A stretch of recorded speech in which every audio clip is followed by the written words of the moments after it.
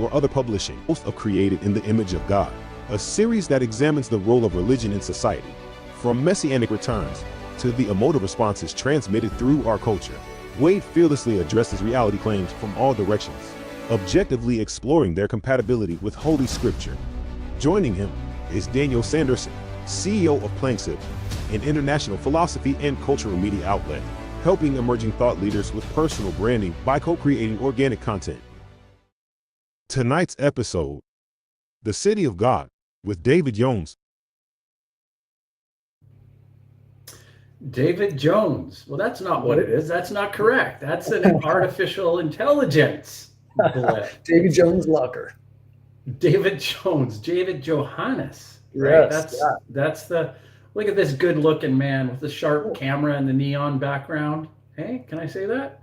Yeah, you can. Yeah. Appreciate it. Well, we're very happy to have you here tonight. And we want to remind all the audience that get your questions in early because we're giving away a book. And this particular book is from David, and it's not even out yet. It's out in how many days? 5 days? Yeah, 4 or 5 days. So there's a good chance that you'll be able to get one of David's books before anybody else. That's really exciting. So get your comments in tonight. We're going to be talking about the City of God, and we're going to be talking about David. And as David sets the stage for his book, we're going to learn a little bit about David's journey, his background, his childhood. David, I'd like you to tell me a little bit about, first off, where were you born? In what part of the world were you born? Yeah, you have to ask that because I'm coming to you from a different country right now. I was born in Prescott, Arizona in 1978 and grew up there my whole life. I'm a native Prescottonian. Right now, it's mostly Californians who are Prescottonians. And so I was born and raised there in Prescott, Arizona, and spent most of my childhood there until some early things happened in life. And boom, I was gone. And I haven't lived in my country of birth for the last 25, 26 years. That's my son. See, my mom just said right there. She knows it's true. She just piped in there. So there's, we got some corroboration on that story. So that's good. Okay. All right. So then what happened? You were born, then you moved somewhere, something big happened. Tell me about this big monumental life-changing event. How did it come about and what exactly was it? Yeah, well, now I have a fact checker in here. See, Lynn Kohler, that's my mom. So I have to tell the stories in complete accuracy. No, the story goes, actually, she told me this story later on because I was 3 years old. It was 1981 and 4240 Kearney Drive. And I'm sitting there in the dining room, in the dining room of our house. And I'm flipping through a magazine. I'm a little 3-year-old kid, extremely cute. Nothing much has changed about that. No, yeah. And I'm flipping through this magazine, and I stumble upon this photo of an Asian man with those water buckets over his shoulder. He's walking barefoot in this rice terraces, this image, this National Geographic image. And for some reason, my mom later told me, I looked up at her, and I said, Mommy, I want to bring bread to the kids of China. I don't know why I said that. Probably because she was telling me to eat my vegetables because of the suffering in China. And but anyway, I said, I want to bring bread to China. Well, I continue my childhood. I was homeschooled and the eldest of 8 kids at the very end, not at that time. I had gone to a couple different conferences, Christian conferences. It was called Acquire the Fire with Teen Mania Ministries. Heard about these opportunities to go overseas. I was 14 or 15. I think I was 14. The first year, I was like, oh, I want to try that. Went to Russia for my first ever experience outside of America.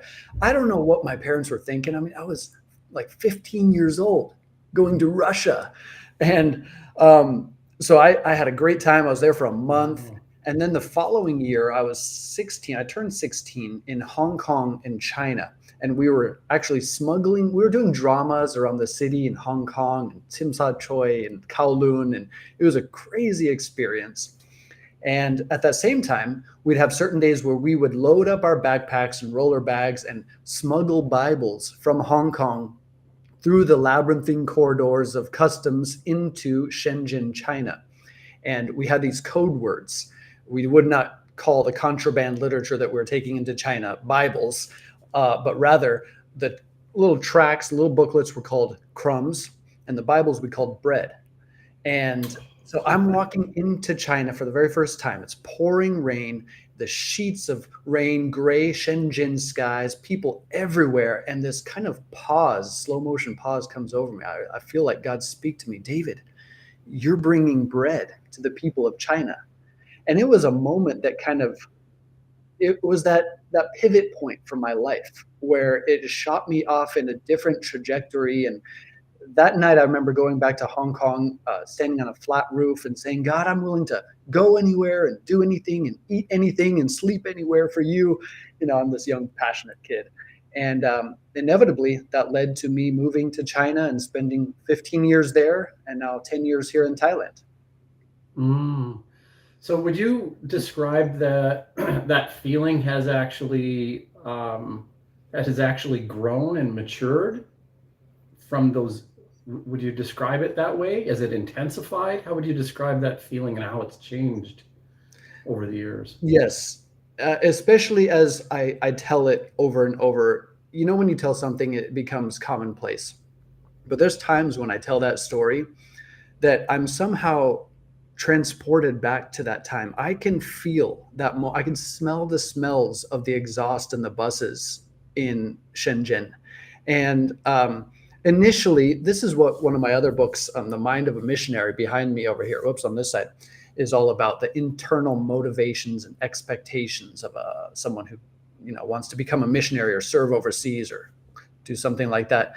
And so it wasn't necessarily altruistic. It was wanderlust. It was the excitement. It was the allure of the exotic. And over the years, as you kind of commit through learning a language, through involving yourself in a foreign culture and becoming, contextualizing yourself to that culture, there's a richer kind of love that is birthed and formed. And I've certainly felt that. I've had some crazy, terrible, broken experience in China. I was interrogated multiple times, and many of our local missionaries were caught, beaten in front of me. So then that shifts. You're angry, like, well, I should have never done this. But in the end, I think there's a richness that grows out of this little kid's idea of bringing bread to China. It wasn't necessarily altruistic. It was just excitement and adventure. But now I think there's, even my daughter, she's Thai. And so I'm adopted into Thailand in a way. And there's a depth that I think God has grown in my heart over the years, both for people and for him. Wow, that's beautiful.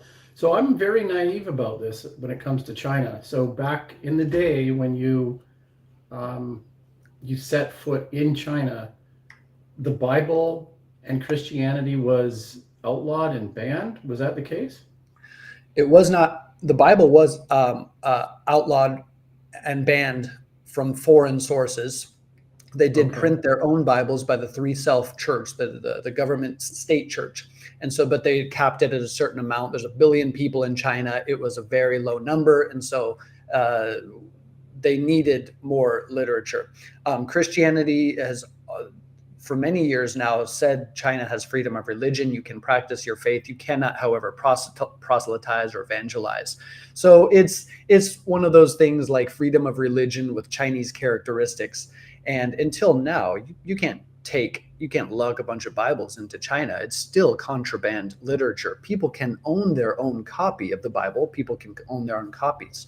But no, you cannot take it en masse into China.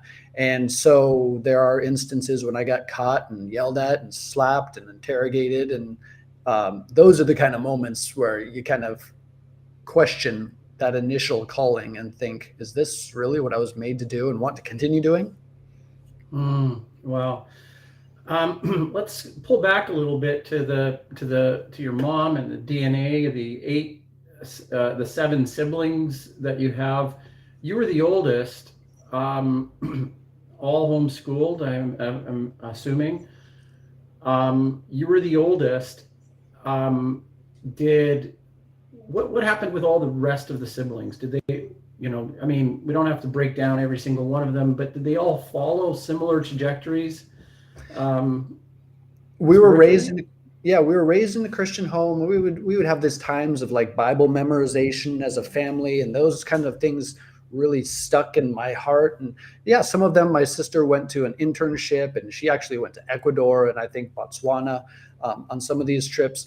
But later on, they chose different paths. I'm the only one overseas. Many of my brothers and sisters have traveled here and visited, and we are very close.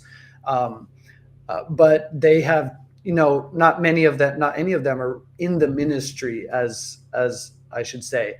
Uh, However, we're somehow very close. Like there could be this stigma, like, oh, my weird missionary brother over there in China, over there in Thailand. I don't know what he does, but somehow we're actually really close and we are connect really well. But my life trajectory is certainly very different when it comes to probably belief systems, and they would admit the same thing. Mm-hmm. Tell me two memories from China and in those early years. Can you think of two memories that come to mind that are like light bulb memories from your time in China? I'm very interested to see what comes to mind. One of them, the earliest, would probably have to do with studying Mandarin Chinese. I mean, I'm this 18-year-old kid about a one-way plane ticket to China. Did not speak any Chinese. I mean, I could say ni hao and zai jian, 吃饭, let's eat. Simple stuff. But suddenly I'm there. My teacher, Ding Lao Shi, she's 61 years old. I'm the only white guy in this class. All my classmates are Korean, Japanese, Thai, in this foreign language institute. And she's telling us the rules of Mandarin. There's four tones. So you could say ma means mother, ma, hemp, ma, horse, ma, to scold. And with a silent ma makes it a question statement. It's a question mark of sorts. So you could literally say ma, ma, ma, ma, ma. Did mother scold the horse? So I'm learning this crazy tonal language, butchering it. And I mean, I think some of my earliest memories are of me making a fool of myself. Like one time I had this new word, one of my 50 new words for the day. It was huanggua, cucumber. So I write it in my hand in Chinese, but then I forget how to pronounce the first part. It's something gua. I can't remember what it is, but I want to practice my Chinese. So I go to the market and I ask them, do you guys have any? I can't remember the first character, but it's something gua. And I had heard someone say sha gua. So do you guys have any sha gua here? And they're laughing their heads off. And I'm thinking my tones are wrong. So I keep saying it. Sha gua is, do you have any sha gua here? Well, sha gua means a stupid melon or an idiot. Do you guys have any idiots here? I'm looking for idiots. And I was the only one in the market that day and the stupid melon of the day.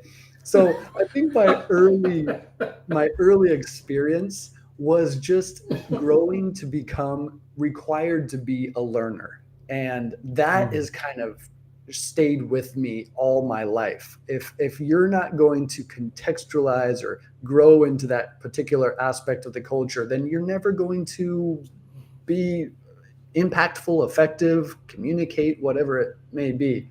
But the other ones would be some crazy travels down on the borders of methamphetamine-riddled Myanmar or Vietnam, where human trafficking was the norm. Conflict areas. I always went to conflict areas, to these ethnic tribes and people groups, and grew to love these ethnic people groups, what I call unreached people groups. No access, no Christians known among them, no gospel among them whatsoever. And those are the kind of people that God really dropped in my heart. And were there struggles along the way? Absolutely. Police interrogations, lots of yelling, and pushing around and slapping. But in the end, it grew to a richer experience. And the people who I think about and consider more often than not are these ethnic tribal peoples who in many ways are suffering, whether it be war or methamphetamine or human trafficking. And I feel like God has made me to become a vocal advocate for these people. I'm sure Wade's going to get into that. I mean, one of the things I hope Wade talks about is is the methamphetamine part, because it seems to me that there's an influx in our own culture of that, and I'm curious about how that seed is planted, and how it spreads. I guess from a governing standpoint. Now, we won't get into that. I know you asked me to mention something about the Goths knocking on the door, but I just can't do it. I'm going to set it up because because the fall of Rome is around the corner. There's going to be a whole lot of conversation that Wade's going to delve into. But I want to take this moment to remind the audience to please put your comments into the comment section. David is going to choose from the comments, and I'm pretty sure he can't choose his mom. I mean, he could, but I'm pretty sure she's going to get a book anyways, right? I could you could choose your mom, but come on, guys, let's get some comments in there. And when we come back, well, actually, I have to say, we're going to break. We're going to go to commercial break. We're going to show a preview of David's book. Take that time to reflect, pay attention to the ad, and think about what you're going to say in the comments, because when we come back, we're going to have Wade, and we're going to have David, and we're going to hear a whole lot about the City of God and David's new book. Stay with us. In a world filled with chaos and despair, meet White Flower, a 10-year-old refugee from Myanmar. Her family was torn apart by tragedy. But there's hope, a city of hope, and a God who brings restoration. Inspired by her unwavering faith, David Joannes takes you on a journey of rediscovering hope. See the city, hope for the bruised, battered, and brokenhearted. Uncover the one-of-a-kind hope meant for everyone. Fix your eyes on the city of God, and focus your attention on the God of that city.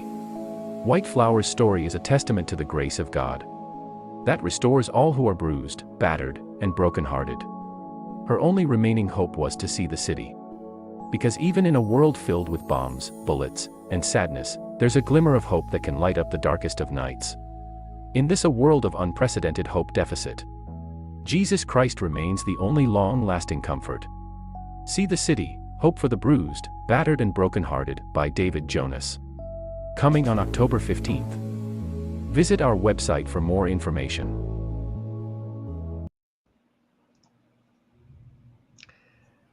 David, what a pleasure to be back with you. You and I had a chance to get acquainted a little bit prior to the show. But we have now a QR code right there in the midst of the screen. For anyone who doesn't want to put a comment in and wants to just go ahead and pre-order that book, I think that QR code takes them straight to where they can read a little bit more about it and look at it. So, David, that's a new book, but it's actually not your first book. Is that right? That's correct. Yeah, this is my fourth book. The other ones are up here behind me. One's tucked in the corner. You can't quite see it. But yeah, this is my passion, writing. And there's a lot to unpack in anyone's life. We all have these unique, divine intersections, if you will, where something happens along the way and you got to tell about it. You got to talk about it. And for me, writing really feels like it brings me alive. It's my way of worshiping, if you will.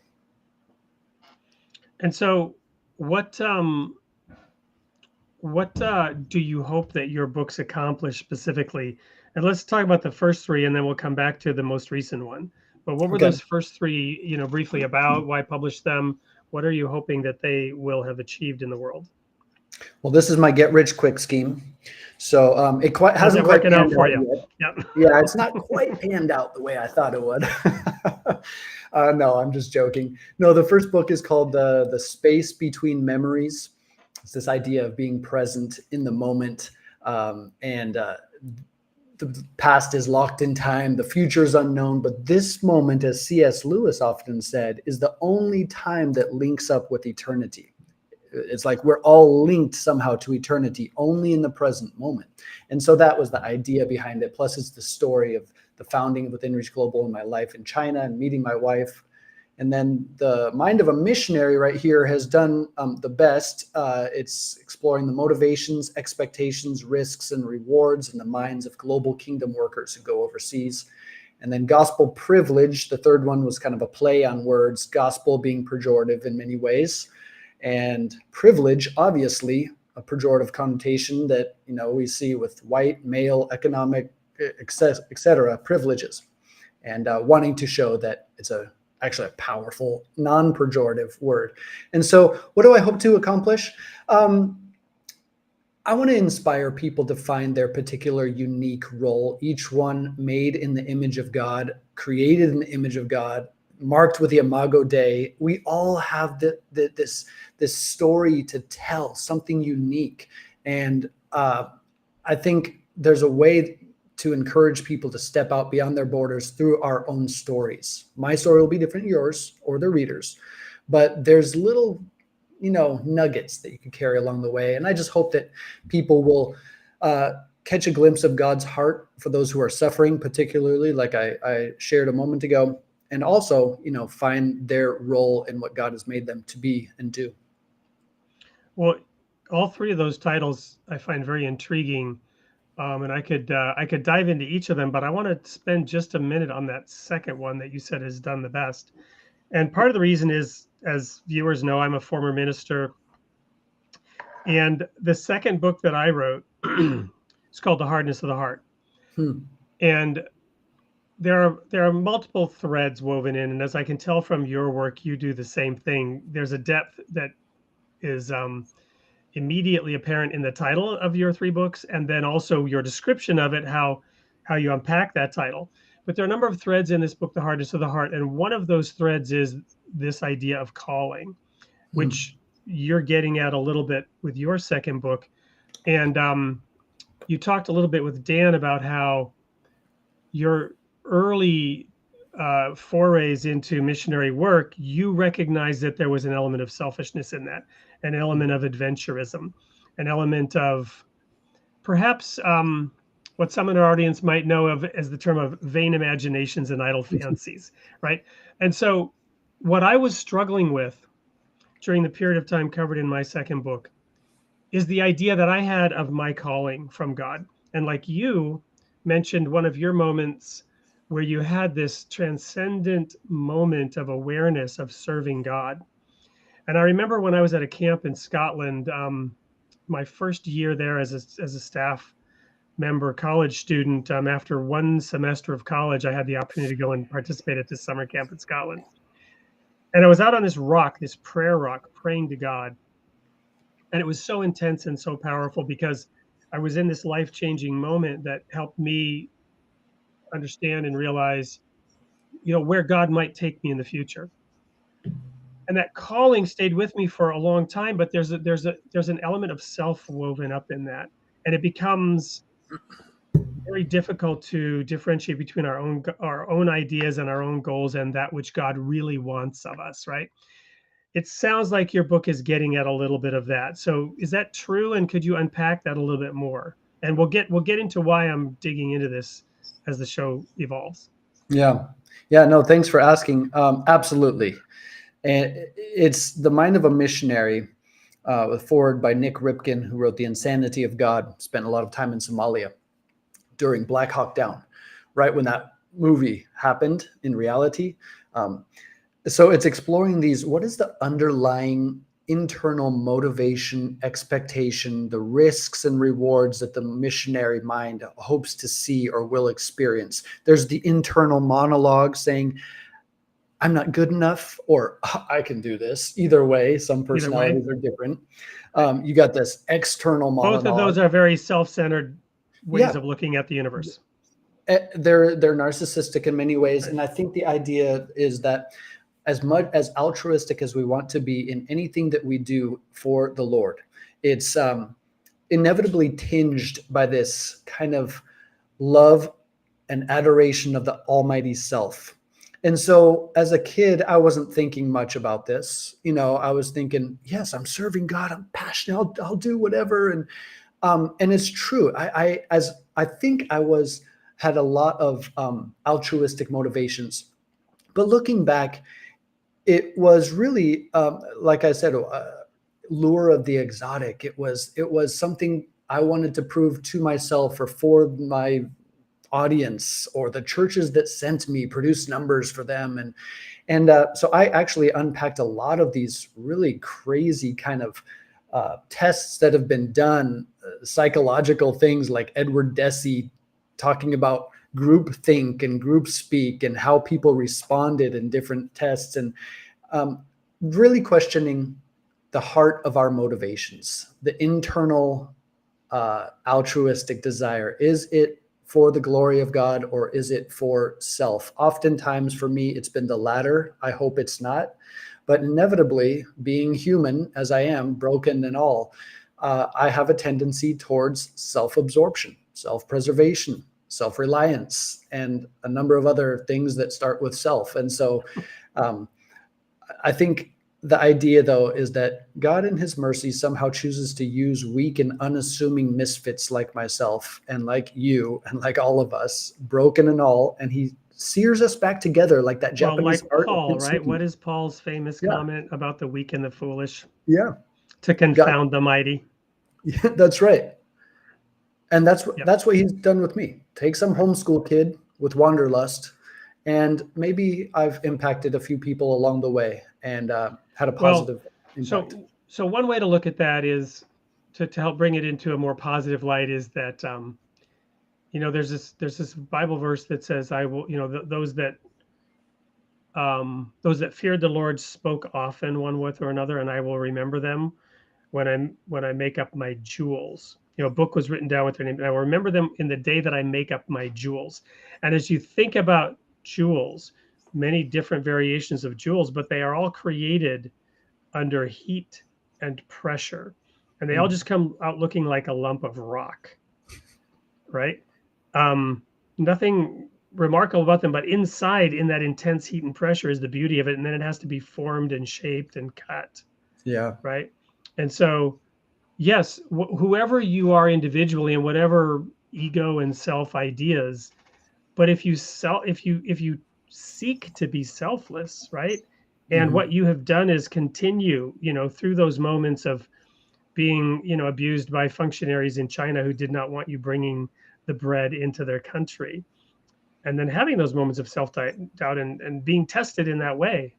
Those are some of the experience, right, that shaped you. So unpack that a little bit in terms of how you have matured and grown from those moments that you're describing in that book to where you are now, and where you might go yet in the future.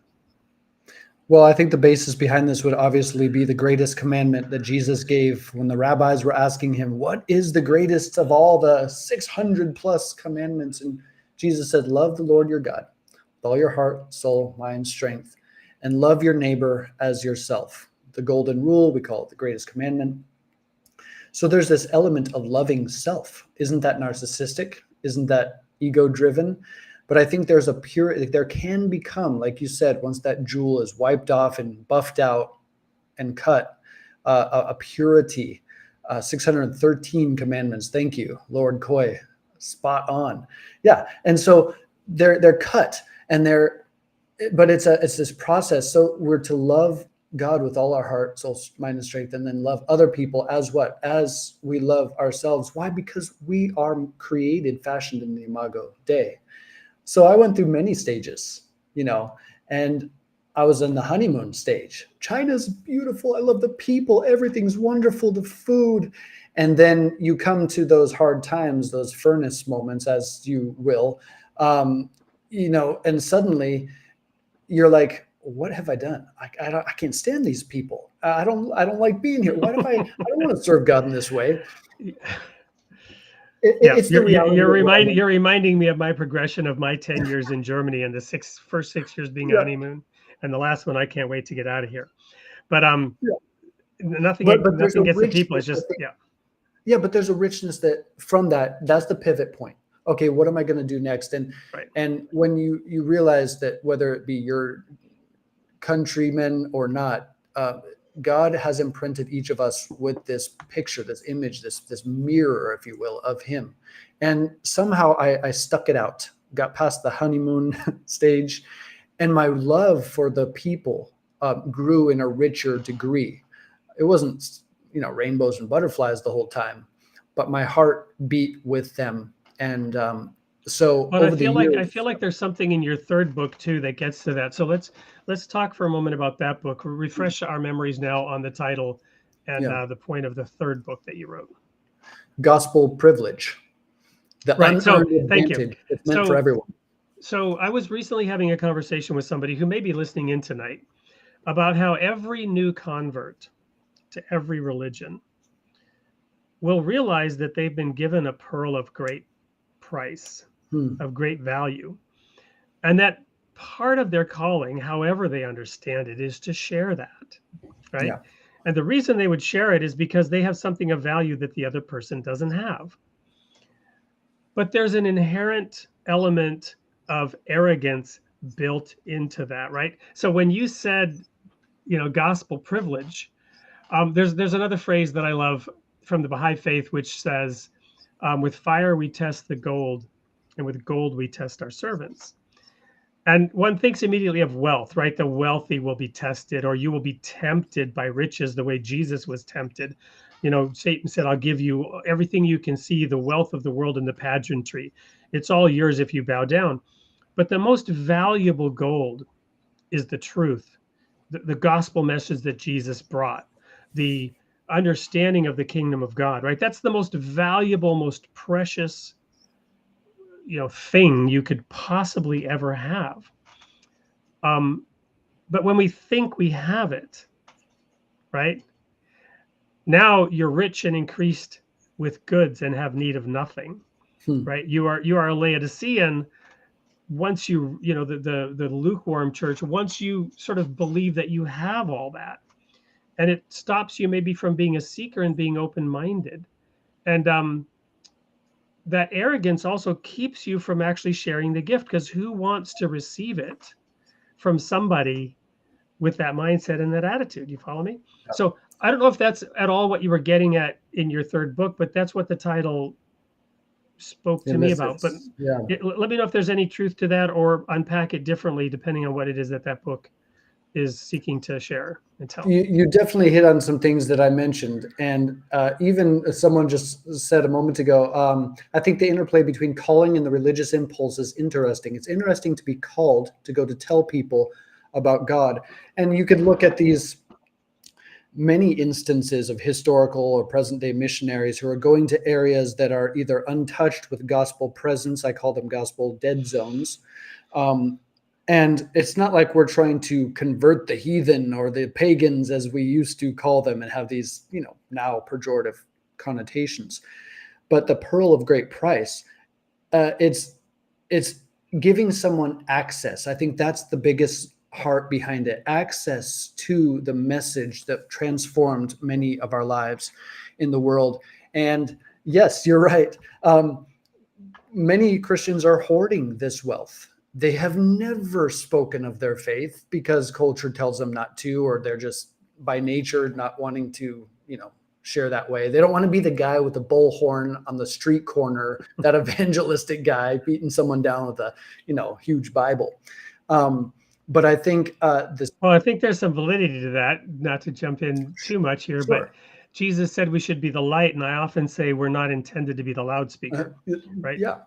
Yeah. And so we have these images of Christian nationalism and whatever it might be that turn us off and have put a sour taste in our mouth. But reality is we have this unearned advantage that's meant for everyone, this connection with the maker of heaven and earth that has radically transformed our lives. How can we not share it? And so, but in the telling of the story, we often interject, yes, our own self and our own culture and our own, and it becomes muddied. The water becomes messy. And but the reality is, again, pointing people to the glory of God rather than our own egotistical desires is the idea behind it. And so, yeah, that's a little nutshell of the book. Well, wonderful. And I hope you don't mind me sort of taking us through those first three books, but I feel like if indeed your journey is as you describe, which of course your mom would certify it is, then those books are moments in time of expressing what you were going through and what you were learning. Absolutely. So now we get to the City of God. Tell us about that book and why the story of I forget her name, White but Flower. the young girl, White Flower. Why the story of White Flower was so meaningful and powerful that it inspired you to write this book. Yeah. The book's title is called See the City, and it touches on Augustine's The City of God. But see the city, hope for the bruised, battered, and brokenhearted. It was a crazy story. I'm the founder of Within Reach Global, nonprofit Christian organization that's working in Myanmar, Thailand, China, Philippines, and so other surrounding Southeast Asian nations. And also the chairman of the foundation Within Reach Global in the Kingdom of Thailand here. We have about 20 staff, and many of them, about 4 or 5 of them, went down, crossed 5 hours from Chiang Mai southwest, crossed the Moi River into Burma, now called Myanmar. And we were helping these Karen ethnic people suffering under the ongoing 76th war of the internal conflict of Myanmar. It's still happening right now. We know that Israel is under attack right now, and there's horrific images of suffering and pain, and we're struggling with anger. And yet I see this constant war that's been happening for literally 76 years now. It's called the internal conflict of Myanmar. And so, they go across into the border, and we go to this ramshackle, makeshift shelters where people are digging holes in the sides of mountains to protect themselves from aerial attacks from the Myanmar military. One of our staff were doing this distribution, giving out mosquito nets and much needed necessities, food, rice, etc.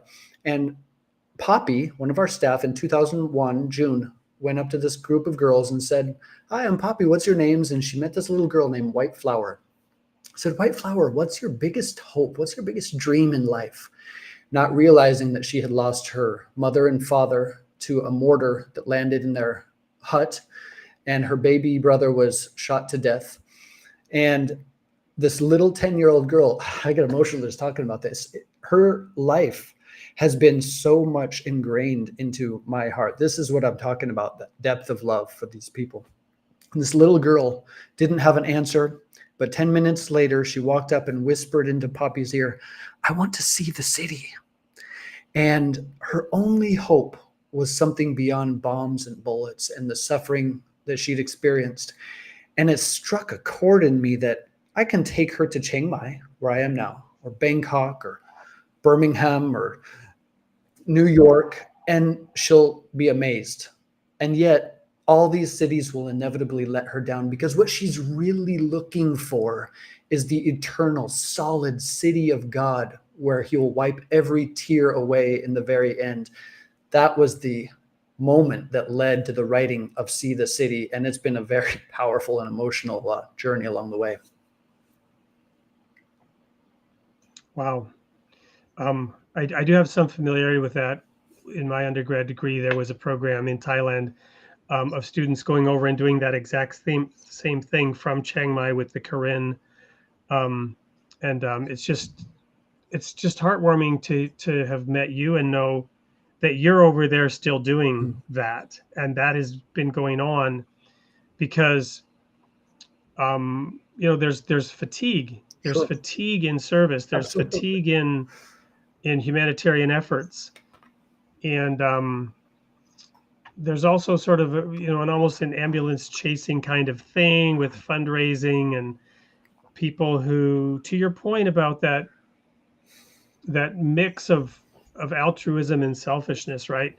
Which often is very practical, right? Just the ability to try to make a difference, to want to make a difference.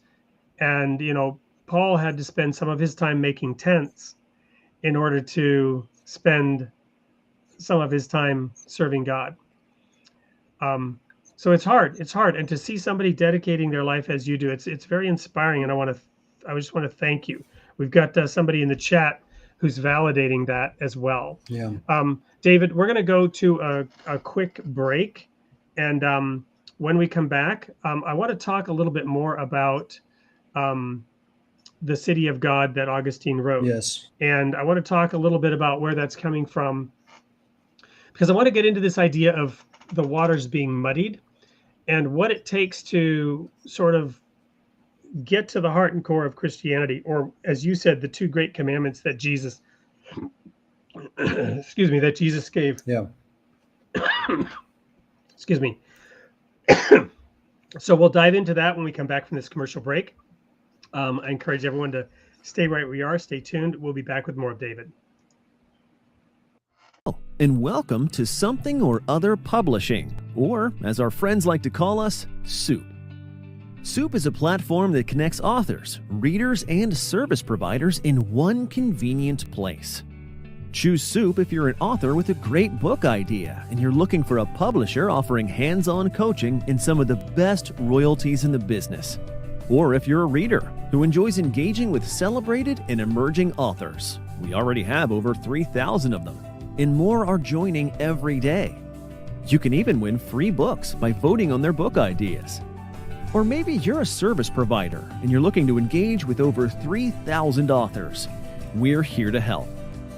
So whether you're an author, a reader, or a service provider, you're in the right place at Soup. Contact us at help@soupllc.com to learn more.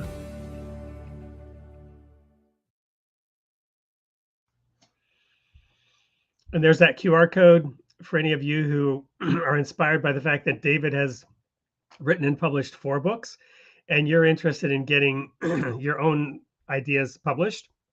Check out that QR code. Something or Other Publishing, one of our sponsors, would be happy to help. So, David, right before the break, we were beginning to dig into your story of White Flower. Did I get that right? And her desire and vision to see the city. And as you were writing that book, you were studying into this idea of the city of God that Augustine wrote about in 426, the Common Era. Tell us a little bit about that idea and why it was relevant at that time and where it comes from and so on. Yeah. First of all, I want to say hi to a bunch of comments here. Ben, who I was with in Sochi, Russia, Cameron Cohen, a bunch of people jumping on there. Tobias, my mom, Lynn. This idea, Augustine wrote the city of God in 426 CE or 426 AD, if you will. And this was right after the fall of Rome, just a couple of decades after the fall of Rome. People were shocked. This was the eternal city. The walls had not been scaled in 800 years. And people all over the world were shocked at the fall of Rome. And this came right on the heels of Rome adopting Christianity as its official religion. So the pagans, as they were called at that time, were blaming the Christians, saying, this is because now we have adopted Christianity as the official religion. It's the Christian God that has caused the fall of Rome. And Augustine, a saint now, but an early church father, wrote the city of God as a rebuttal against this idea that the Christian God has caused the fall of Rome, and stating rather in his rebuttal that no, Rome had been becoming decayed and falling and collapsing because of its own, many evils within its city for many decades and years and even centuries beyond. And so the city of God kind of really draws this line between the city of man and the city of God. Not physical, actual cities, but ideas of those who are passionate about the love of self-preservation and self-absorption and corruption. And this is the city of man, the fallen, broken world, the post-great rebellion at the Garden City, if you will. And then the city of God, which is eternal, long-lasting, full of peace and glory. And they coexist in this earthly space, and they still do, and they're often in conflict. So this whole picture that Augustine wrote is exactly what is happening today. The turmoil, the destruction, the suffering that we see in White Flower, for example. All of this is two cities pitted against one another. The city of man, with its own love for the Almighty Self, and the city of God, where God reigns, benevolent and loving, and yet we often opt for the former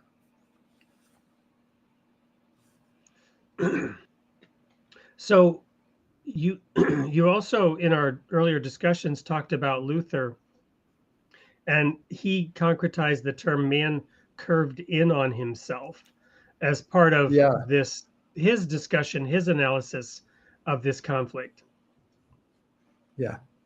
Yeah. Later, Martin Luther borrowed a term that Augustine wrote about. Why is the city of man all about this love of self, rooted in the love of self? Why is that? And he concretized the phrase Homo incurvatus in se, man curved in on himself. And you get this picture of this knobby old person with a major scoliosis, back problems, and his vertebrae popped out, and it's curved in on himself. No longer do we see the imprint of God, the image of God imprinted on others around us. We are only focused on ourselves. We cannot look up. And Homo incurvatus in se, this man curved in on himself, rooted in the love of self, as I write about in See the City, is this picture of what our fallen state is now. Does that mean the image of God was removed from us? Does that mean Min Aung Hlaing, the commander-in-chief of Myanmar, who has killed millions of people, 1.5 million people are IDPs, internally displaced people in their own country, does not now have the image of God? He does, surprisingly, as does Osama bin Laden and your greatest hero. We all are marked, but we are so curved in on ourselves, as Luther said, that we're unable to see God and accomplish that greatest commandment, love him with all our heart, soul, mind, and strength, and then love our neighbor as ourself, who is also imprinted with the image of God. So I love that image of man curved in on himself. I shouldn't say I love it. I so resonate with it because this is the cause of so much suffering and pain and hurt in the world today. And I do believe the remedy is in Jesus Christ. So what are some of the practices that you would recommend on a daily basis to keep that? So my wife's a physical therapist, and it's interesting you use this analogy because when I was in Germany, I was actually diagnosed with something called ankylosing spondylitis, morbus Bechterew in German. And this is the disease that is one of the primary causes of exactly what you just described. It is an autoimmune condition that particularly affects men more than women. Most of the autoimmune diseases tend to affect women more than men, but this is the one that affects men more than women. And literally, your immune system is attacking and eating the soft tissue and cartilage in your body, in your back and in your hips. And your spine will start to do this over time. And you cannot sleep at night because your back is on fire, your hips are on fire, as your immune system is literally eating away at the tissue. I had an extreme case, and my immune system was attacking my eye. And I ended up in the hospital in this eye clinic where this health problems that I'd had for well over a decade were finally diagnosed accurately. They had been misdiagnosed, and treatments I was given were not helping. And they literally trotted, these nice German doctors with very little bedside manner, trotted out pictures and said, this is what you're going to look like. You will be in a wheelchair by age 40. And it was those pictures. And by the grace of God and by his mercy, and I had experienced divine healing. Not trying to prove that to anybody, but I had. Over the course of the initial phases of this, I'd experienced divine healing of symptoms and conditions. But the answer I got was no, I'm not going to supernaturally heal you of this. The answer I got was, I'm going to help you learn how to overcome this. And through 5 to 7 years and many doctors and reading about 100 books and doing all kinds of things physically and mentally and psychologically, this disease went into full remission. And I didn't end up in a wheelchair at age 40. I'm 41 now. And I'm fully active and healthy. And my wife is a physical therapist, and she gives people daily exercises for whatever condition they have. So long-winded response here, but to ask you, what are some of the practices, daily practices that you could recommend to keep this from happening spiritually? How does one practice one's faith one's religion, if you will, in such a way that this doesn't happen. Because you talked about the waters getting muddy. And they do get muddy, even for the faithful and even for the religious. Those waters can get very muddy. What are some of the practices that you would recommend to keep that from happening?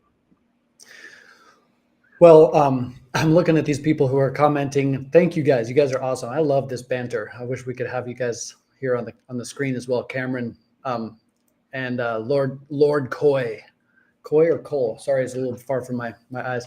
There's one of Cameron's comments.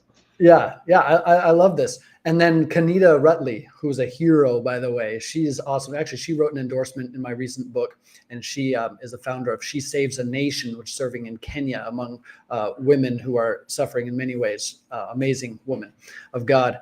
I think what we have a tendency to do is to do penance, if you will. I live here in Thailand. I've been here for 10 years, and we have a very strong karmic culture. You have to correct your karma. You never know where your levels are, but you're in constant need of correcting your karma. We see this in Christendom throughout history as well. If you get that image of the soldier in The Mission, you remember that old movie, The Mission, where he's lugging all this armor, helmets, and swords up this hill, and he's doing this for God, is what Cameron's talking about. This religion often focuses on this so often, this penance for God, so that he might attain and receive God's pleasure or grace. The reality is the gospel in its robust nature, not its anemic form that we see so often perpetuated in different versions of self-focus religion, but it's talking about we are all broken and beyond repair in and of ourselves, that is. And so rather than trying to lug your armor up the hill to get closer to God, I think it's studying the scriptures, spending time in prayer, coming before God with an open heart, saying, I am at my wit's end. I'm broken and I have no remedy. I cannot be good enough. Jesus often said, they asked him, Jesus, who is good? And they use this word good. And he said, there's none that is good. No, not even one. Why do you call me good, by the way? Are you saying that I am good as God? And we often think we're good enough, or we're going to do this good thing for God. I mean, I've been doing this for 26 years, living outside my country, my passport country, and I think I've done some really good things. They're what Jesus called filthy rags. And if you go back to the original meaning of that word, is even more crude and crass. And the things that we do for God are a drop in the bucket compared to his all-surpassing power and grace. What even 2 Corinthians 4:7 talks about, that we have this treasure in jars of clay. Why? To show that this all-surpassing power, the grace of God, his glory, is not from us, but from him. It's a pure gift of God. So what can we do? What are the daily practices? I think quieting our hearts. David meditated before the Lord over and over and over. His psalms, his songs are reflective of this. And so how do we correct this incurvature, this inward turned curve that Homo incurvatus and say that Luther talked about and then Augustine, set forth? Well, honestly, we can't. But by God's grace, he does, and he is. And the great hope of the gospel is this: restoration, redemption, resurrection. And I really think that as we draw closer to God, we begin to experience these things, whether it be in a physical, supernatural healing like you experienced, or internal restoration, redemption. This is the great hope of the gospel. And the reality is, we cannot be good enough, but God, in his goodness, allows us into his presence. It's a mind-boggling juxtaposition. Well, I'd like to share just a couple of thoughts and comments on that. Please. Yes. So some of my favorite passages, and I'll be quick here. I'll try. I'm a former minister too, so I like to talk. But I think I can make a couple of points here. One is that drawing closer to God, there's that old saying, right? If you're not close to God, who moved, right? So in the Garden of Eden, when Adam and Eve took that fruit, we think of it as a fall. And I don't know that that's fully accurate. There's a lot of theology around it. But if you actually go to the text and reflect on it, what literally happened, according to the story, is they realized they were naked. They understood and realized that brokenness, if you will. Yes. But God didn't look at them that way. They thought and felt that they were naked. And God even said, who told you were naked? Yeah. And we read it as though, who let the secret out? But that's not, to me, that's not what it's saying at all. Who convinced you that you were naked? And somehow made you want to hide from me, right? Because they realized they were naked and hid from God. Yeah. That was what happened. They hid from God because they felt naked. God wasn't calling them naked. I mean, sure, later he uses that analogy in other ways to help us realize that we need to return to him, but that's sort of not the broken people. That's the arrogant people that need to realize they're naked, right? The broken people need to realize that God's right there immediately. And the second little analogy is when Jesus breathed his last breath, there was a great earthquake and the veil in the temple was ripped. And that veil in the temple that separated them from the Shekinah, the glory of God in the Holy of Holies, the high priest got to go in there once a year with the sprinkling of blood. And there's a lot of symbolism there. Obviously, the sacrifice of Jesus, the atoning sacrifice, is one, but there's more as well. There are multiple symbolisms there. But when the blood of Jesus was spilled, that veil was ripped, and no longer was a high priest needed. Jesus and his sacrifice became the high priest. But Jesus, as the high priest, just ripped the veil right open, granting access. Yeah. Access was granted to anyone who asks. And it doesn't matter that we're naked. It doesn't matter that we're broken. We no longer need to be ashamed and hide from Yahweh Rofika, God our healer, who will help us, whether quickly or slowly. Like in my case, it took years to get well, to figure out what was going on in my head. And again, that's that second book, The Hardness of the Heart. It's working through some of those issues, some of those autoimmune conditions where I was literally eating myself up inside because of some of the things that you describe, right? Some of the things, some idea of penance, some idea of how I needed to sacrifice. Whereas the Bible says, or Jesus said he came to that we might have life and have it more abundantly, right? So all of these things, should help us do what you said. The practice that helps us not curve in on ourselves is simply turning towards God, right? As you said, in prayer, in study, in meditation. So I'll stop there. I've gone on a little bit. Let you, respond to that in any way that you'd like, and then we'll go to a commercial break and we'll bring Dan back in. Yeah, no, I think you hit the nail on the head. But what about those people who are, if the remedy is to not curve in on ourselves, but we're curved in on ourselves, how do we not curve in on ourselves? It's this catch-22, right? So I do believe there's an aspect of God's graciousness that is so far beyond our imagination that we realize that the greatest dictator in the world, or the most divine saint in our minds, can be rescued from our own brokenness and hurt. The reality is, especially as we see Israel under attack, as we see Palestine in ruins, as we see Myanmar in the 76th year of the internal conflict of Burma, of Myanmar, there is suffering all the time. And if we're not in the middle of a war zone, then we have a bad medical diagnosis, or we're stressing about money, or our kids are not doing what we want them to do, or there's always something that is broken. And because of that, we're so inward turned. What about those who can't turn to look at God. There's something about his hand. There's this picture of my daughter's. When we first adopted my daughter, she was 2 years old, the day that she came home to us, her forever family. We went out to a photo shoot 2 weeks later, our now family of 4. My daughter at the time, she was 7, and she put her finger right under the chin of Eliana. Eliana didn't speak English yet.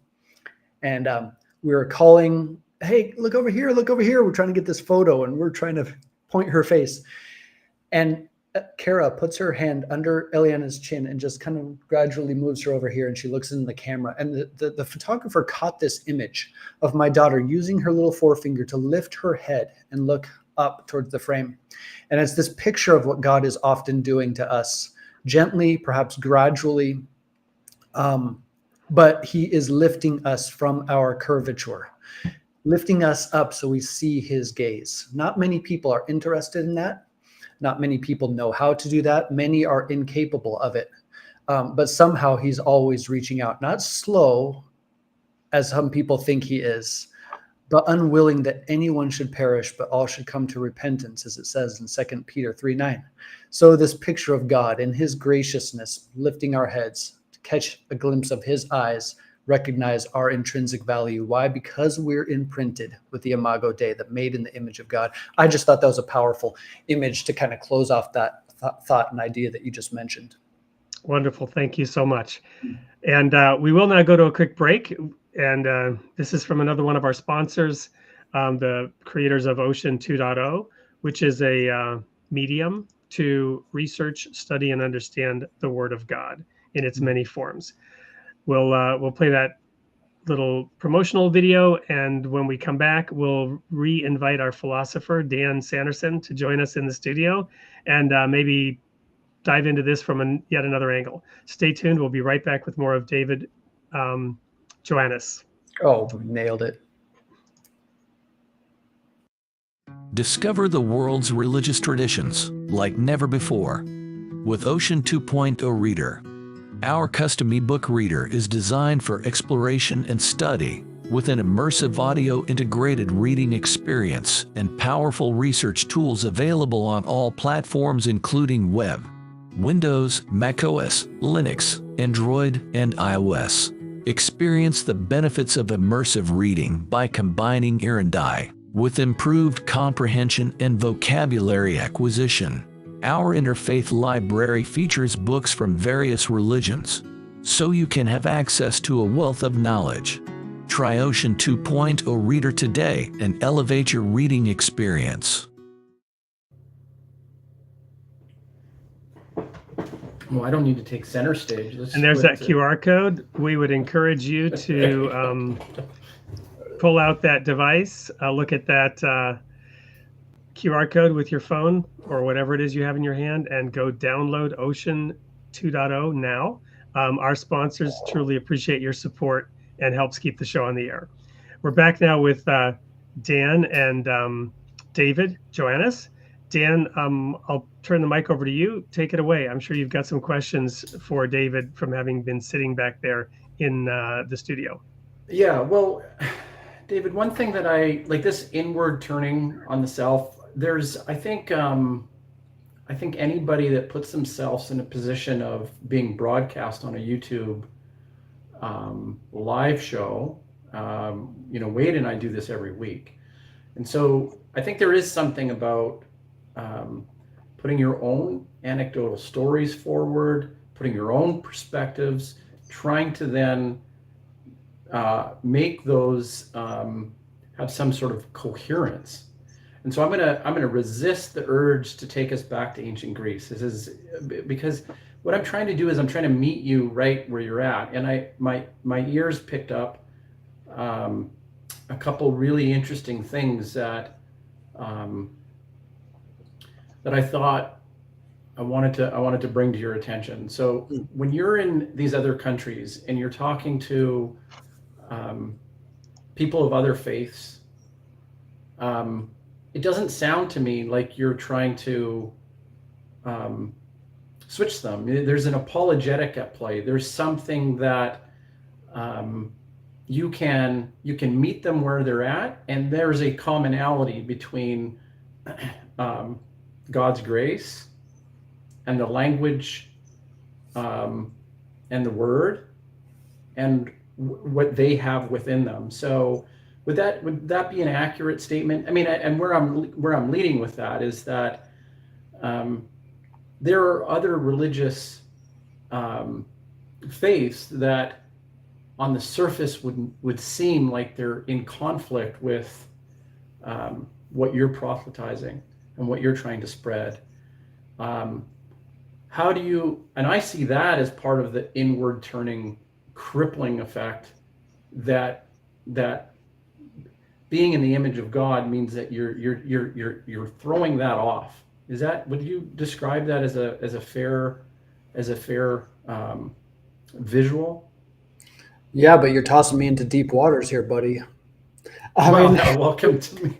I told you I wouldn't take you to Greece, but that's what I do. I well, can't help it. It's good we have an actual philosopher here on us, and I applaud you. I know you wanted to talk about the Visigoths so badly, but instead you asked me that question. I think what we call that in the missions realm, in Christian missions, is contextualization. Contextualization is a word that I use all the time. It's actually something that's so underrated because we do it all the time in every day of our life. We're trying to contextualize our perspective so that our hearer or our listener or that friend might understand our point. What are we trying to get across? And then you look back in history and the colonization and the political jockeying that have gone on in the name of Christendom. Even, early Rome, they're holding these crosses as they go in to conquer a land. And this is the image, I think, that many people have of what a missionary does. They're going into to not only conquer, but then convert all these pagans to their own religion. I think and so that resembles much of the inward curve. It's not altruistic. It's not truly for the glory of God. It's really for the agenda of a political regime or whatever that situation might be. And we've seen it in horrible ways throughout history. Contextualization in my context here is that I often share the gospel. But if I share about Jesus Christ, pra Yesu, Yesu Christ, in Thai, and I say John 3:16, for God so loved the world that he gave his only begotten son. I mean, initially, there's issues with the mindset of the Thai listener whose whole world is karmic. Their end goal is nirvana, nothingness. They are in the cycle of suffering. That scripture ends with eternal life. Well, Thai Buddhists don't want eternal life. They're already stuck in the cycle of suffering, never to be, removed from this cycle. Instead, they want nothingness or nirvana, as they will. So how do we recontextualize that phrase? How do you recontextualize the telling of the gospel? It is no easy task, but it's also no easy task on Twitter. If anyone's on really contextualize with anyone, You mean X? Do you mean X? X. Whoa, I am so June 2023 right now. My bad. Yes, and so well, no, I love. Well, I gotta jump in here, not just with the X joke, but so immediately what came to mind was one of my favorite verses about Jesus, right? Who thought it not robbery to be equal with God and empty himself and to come to earth and become a man and empty himself further, right? So is that not one way to look at who Jesus was and what he did that is more aligned with their view of the world? It's just a thought. I've never, had to contextualize it in the mind of a Thai mentality. But that verse came to mind that there is that aspect of complete emptiness and complete nothingness as a fulfillment of heaven. I'll answer that briefly because I know that Dan is chomping at the bit here too. And yes, there are some styles of sharing the gospel that have called Jesus the nirvana.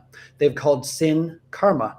They've taken the language that we use and contextualized it so deeply so that the Thai Buddhist listener can understand. Now, some people have called that Christianity with Buddhist characteristics, if you will.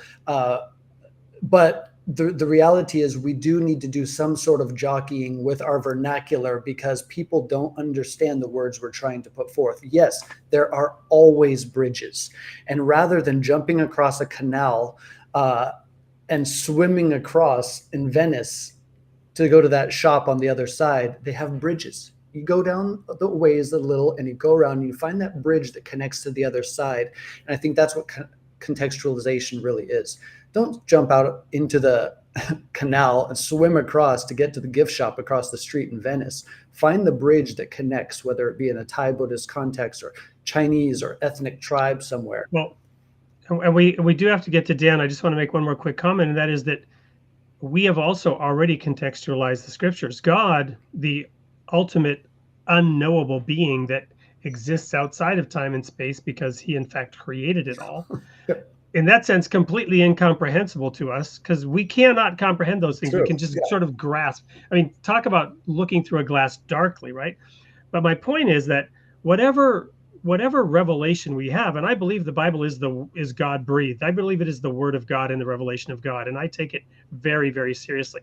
I would not be one to just sort of, oh, well, let's just change the words around a little bit to make them more accessible. No. But at the same time, whatever it was that we have received was contextualized in a language that we were able to understand. Sure. God limited his expression of the perfect word to whatever culture, whatever language, whatever concepts were in existence to the people who received it. And so it was with the Holy Spirit on the day of Pentecost, right? We don't know if the miracle was in the speaking or the hearing, but every man heard it in his own language. Mm-hmm. Whether it was spoken in different languages, and we all know if we know different languages as you do, there's no perfect translation. Those words don't mean exactly the same thing, language to language to language. So there's some nuance of contextualization that's always going on. And so some degree of flexibility versus the rigid insistence on dogma can actually be enlightening in helping us understand the intent of the scriptures in the first place. Interesting. I want to get to this Steve McLean's because I'll try and tie it into Steve McLean and where he's wanting to go. But if I was a man of faith, I would imagine that even in a moment of living in God's grace would be worth living for. Just a moment to experience that. And I'm curious about this idea of a Buddhist experience and embracing the suffering. And before we leave suffering, come on, guys, Jesus, he defines suffering. He's carrying the cross. And to me, I'm thinking this is an amazing image. You say you can now imagine what it is to bear that cross. Now just take it off for a minute. Just let that cross be borne by God's only Son. And imagine how that feels. We can all relate to sons. We can all relate to an almighty creator in some capacity, especially if somebody is understanding and really spiritually immersing themselves in an experience of nirvana and a Buddhist environment. I'm thinking, come on, we've just glossed over an opportunity, haven't we? Absolutely. When you're saying these kinds of things, this is the kind of mentality that most people who are missionaries need to have. Meeting people where they're at, speaking their language, not dumbing down the message that you're trying to say, but enriching it through the lens of their experience and culture. And that's all contextualization is. And I also am kind of thinking about Steve. He's saying, what happened to the city of God? What are you guys talking about? I thought we were talking about the city of God over here. But I think really this goes back to, I think we're not talking about the city of God as in God's city, this overarching place, the eternal realm or heaven, but we're talking about it. Augustine's piece, Augustine's 22 volume set called The City of God, where he pits the city of man and the city of God against us. And that is exactly what we're talking about. We are all suffering on this side of heaven in the city of man in all its brokenness. The city of God is in our midst, and he is stretching out his hand to show us his love, but we can't picture it. We can't receive it, whatever our circumstance is. In the Thai Buddhist mindset, yes, it's a difficult, long bridge to get to. In the Islamic to Christian, there's tons of bridges because we're cousins, and historically, and so, or brothers, I should say. So yeah, I like how you're picturing what you would do in this scenario, and I think more people need to do that. Not only in the missions world, talking to a Buddhist, Thai Buddhist, but in day-to-day interactions. How can we express the love of God in the brokenness around us that we see in a way that people can receive and understand?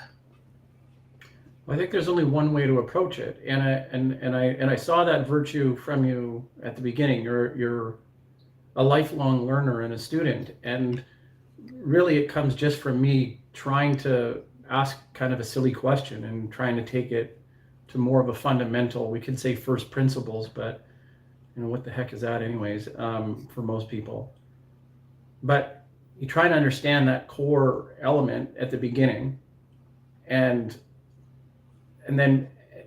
be a learner. That's really the kind of the questions that people need to ask. And that's all I'm doing. I'm trying to understand. And I resonate with that. The last thing I'm trying to perpetuate is some sort of an American gospel that Thai people can now be part of. Christianity is not American. Jesus was not American. The majority of Christians around the world are from the global south, as we call it in the missions world.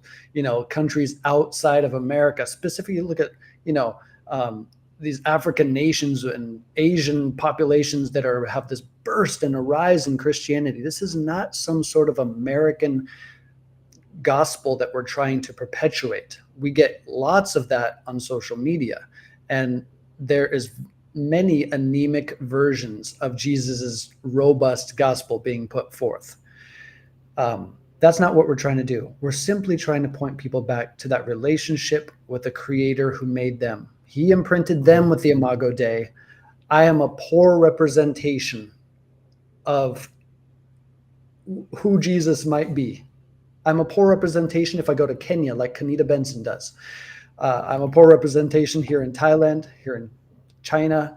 I can communicate in Chinese. I can speak Thai, but I'm still a terrible representation because I have that innate tendency towards incurvature, self-preservation. But what I'm really trying to do is give people that access to the city of God, where, again, he'll wipe every tear away at the very end of time, and God will move in to live among men and women. And that's the culmination of history, I think, that we're waiting for and longing for. Well, I have another question, Wade, if I'm allowed. It's good he was muted, so you got right in there. I didn't mute him. By the way, why am I I didn't do that on the screen? Dan, you need to switch sides.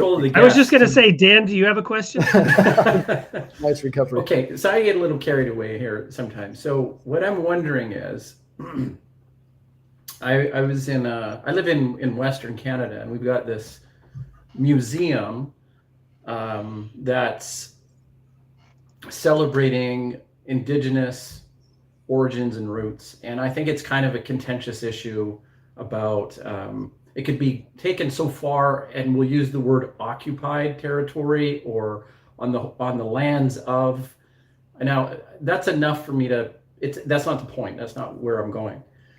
But I want you to transport yourself back as a missionary, okay?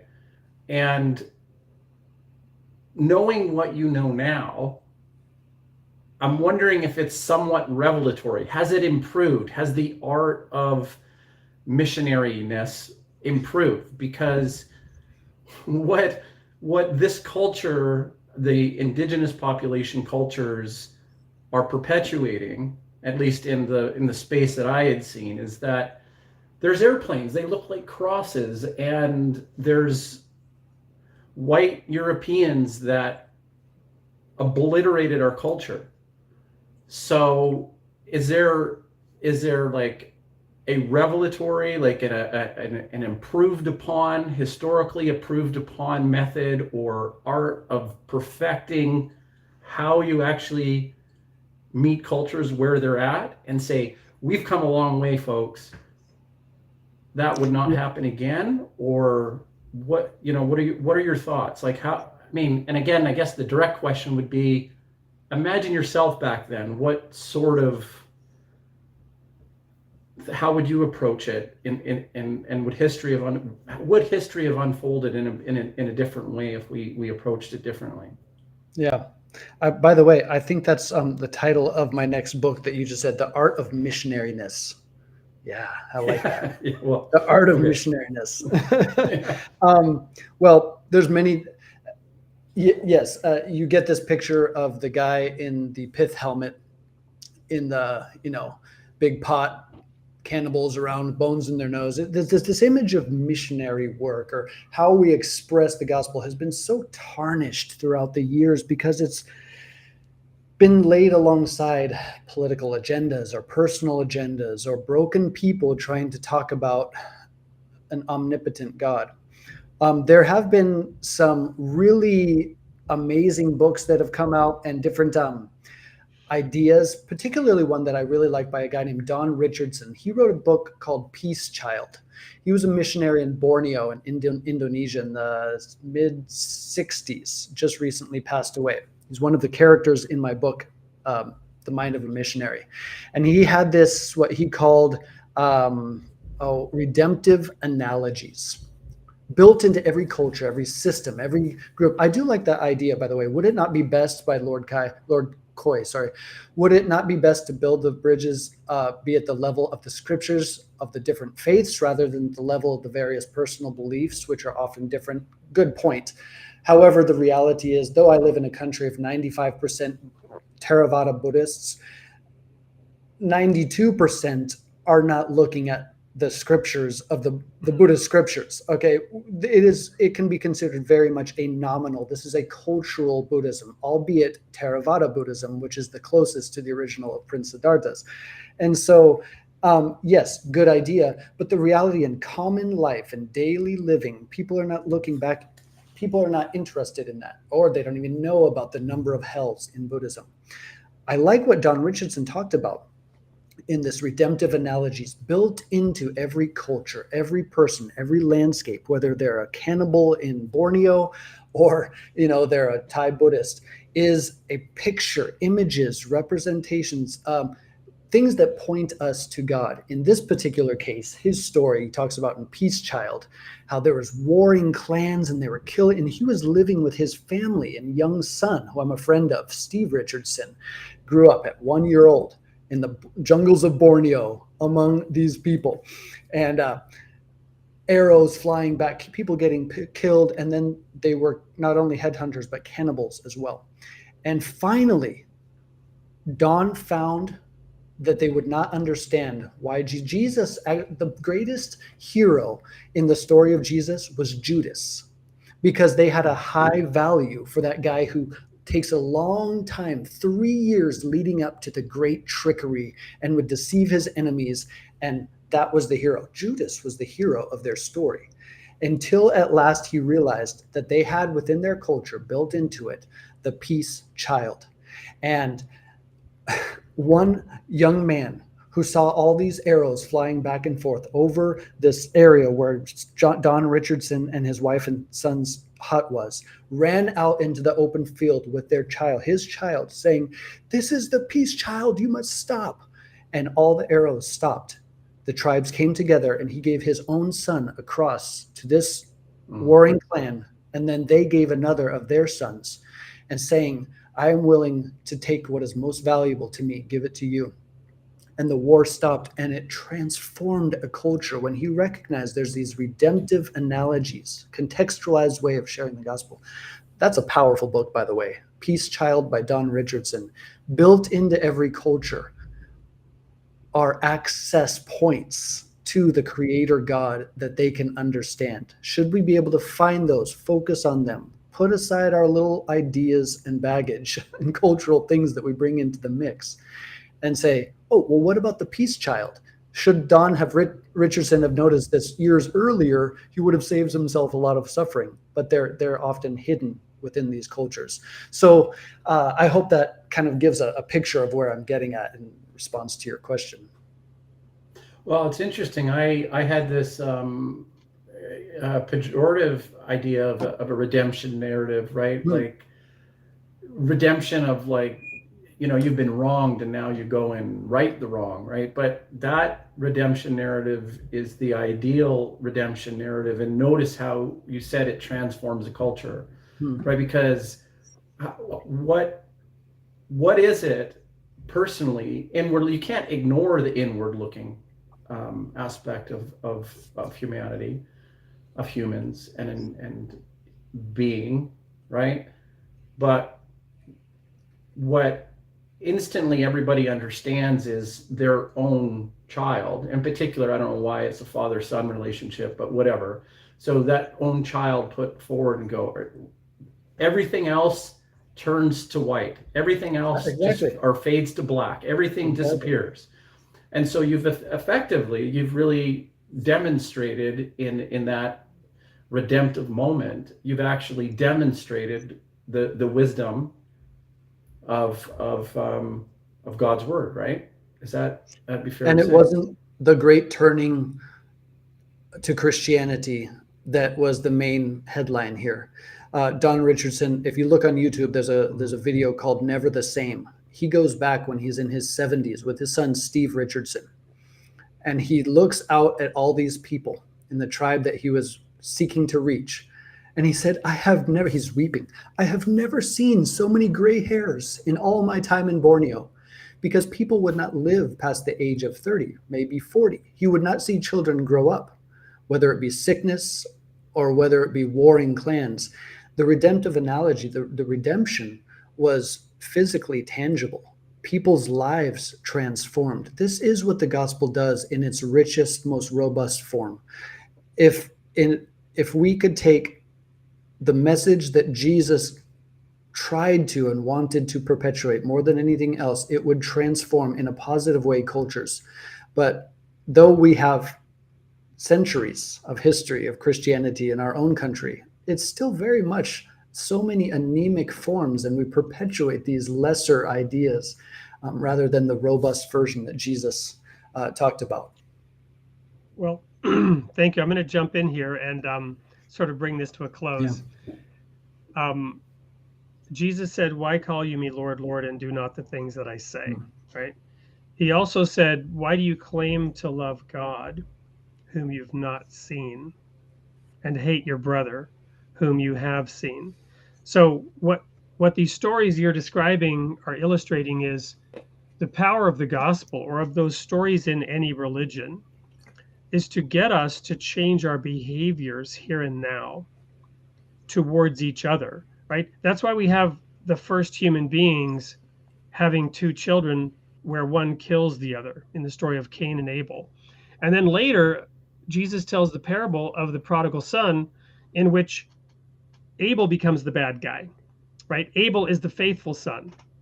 And in the story of the prodigal son, the faithful son is the bad son who is judging his brother Cain in that story, right?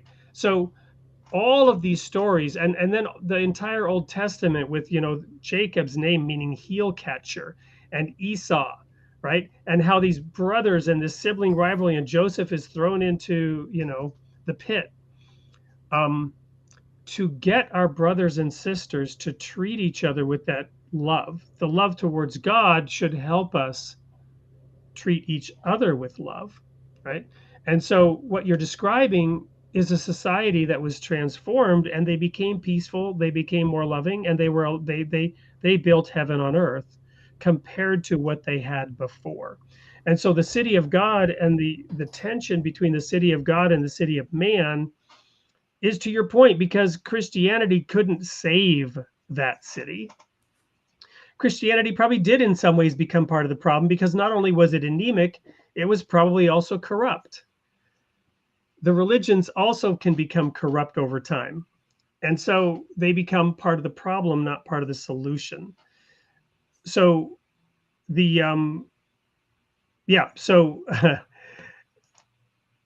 we're gonna go to a commercial break. If you have time, David, to stay for a couple of minutes, we're gonna go to our final commercial break, which is asking everyone to think about contributing to an anthology on this topic, right? What is your definition of heaven and hell? People throughout the ages have been casting even their fellow believers into hell. We have the famous story about popes excommunicating each other. And how can we transform this earth into the Garden of Eden, right? When Jesus, according to some, returns to earth, he introduces the kingdom of God on earth, heaven on earth. When we come back, David has one more job to do, which is pick the comment that he likes the best, and perhaps he can use this commercial break to begin looking at them. Stay tuned. We'll be right back to conclude and give away the book of the evening. The concept of heaven and hell has been a central idea throughout human thought and cultural history.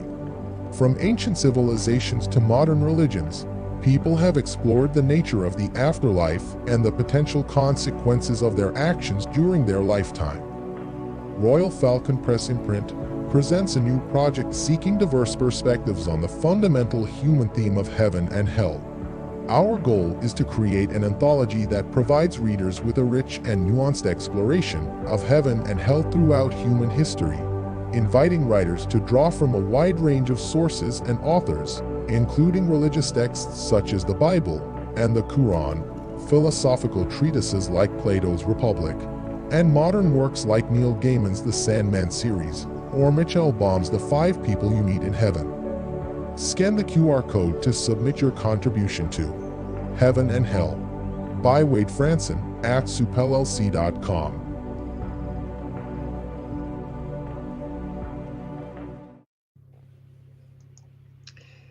In between showings of that ad, I keep forgetting to have it changed. It's not by me. It was my idea that I submitted, but I'm not the author. You are the author should you decide to contribute a piece to this anthology of ideas around heaven and hell. There's a QR code right there to go ahead and reach out and express your interest in participating. So we're back with David. I don't know, David, if you've had a chance to look at some of the comments. If you've picked one, we can look at a couple of them and share them. But one of these many engaged participants in the show tonight are looking forward to getting an advanced copy of your book, which is being published in just a few days. And I love how you kind of throw me under the bus, make me the bad guy, although I'll be the good guy to one guy who gets the free book, one guy or girl. I have to say, I really like this banter. I love having comments coming live.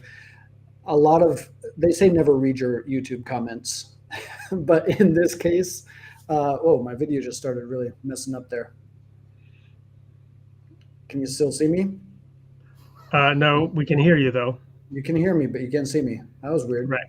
Here, let me just see if I could fix that real quick. Awkward moment here, but that's fine. I'm still looking at the comments. You're back. Oh, am I? In an interesting mix of black and white and color, you're back. There you are. Oh, am I? Okay, good. All right. So yeah, I was going to say, I really appreciate all these different comments because I particularly appreciate Steve's at the very end. We go off on all these tangents. He's like, guys, the topic is called the city of God. Why aren't you talking about the city of God? That's my kind of comment. I really like that. Lord Coy just dominated this, man. Killed it over here in the comment section. It's cool. I love it. Tons of great comments. Biggest test of our lives is being able to go beyond what is directly accessible to that which is immaterial and unknown. It is an exercise meant to humble us and connect us to the transcendent. Deep thoughts. I think I've been pronouncing your name wrong the whole time. From a distance on my screen, it looked like Lord Coy, not Lord Cole. My apologies. Yeah, so now what's my job here? I'm supposed to be picking a comment that I like. You do have the unique opportunity of making somebody happy and a lot of people irritated.